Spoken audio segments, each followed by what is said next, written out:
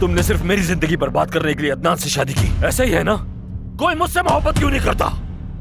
तुम यहाँ क्या कर रहे हो? हाँ?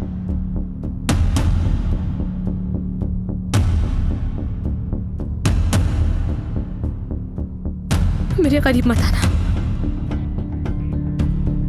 तुम्हारी वजह से मेरी बीवी मुझे छोड़कर गई है। वो बीवी जिसके साथ जिंदगी के कई साल गुजारे, तुम्हारी वजह से छोड़कर चली गई वो।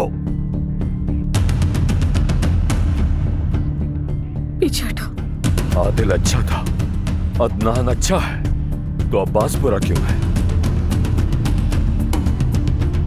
आदिल अच्छा था, अदनान अच्छा है, तो अब्बास बुरा क्यों है? क्यों प्यार नहीं करता कोई मुझसे? इस बात का जवाब दो मुझे फौरन।